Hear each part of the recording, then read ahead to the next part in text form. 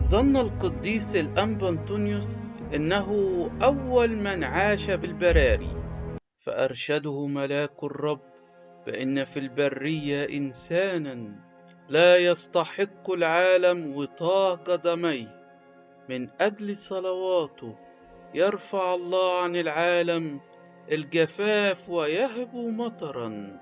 وبعد ذلك انطلق الأنبا أنطونيوس بإرشاد الله نحو مغارة القديس الأنبا بولا، حيث التقيا معا.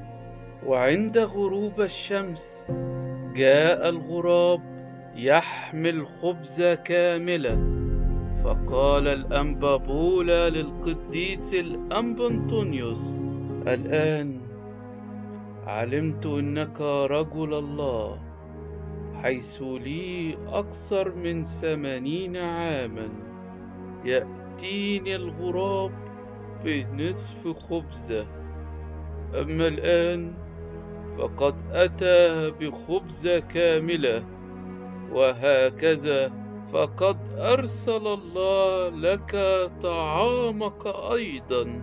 وابتهجوا جميعا.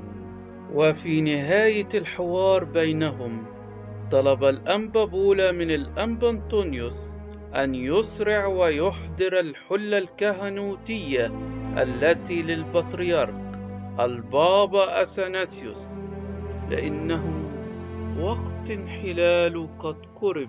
فرجع القديس الأنبا أنطونيوس وهو متأثر للغاية، وإذا جاء بالحلة وعاد متجها نحو مغارة الأنبا بولا، رأى في الطريق جماعة من الملائكة تحمل روح القديس الأنبا بولا متجهة بها نحو الفردوس، وهم يسبحون ويرتلون فرحا.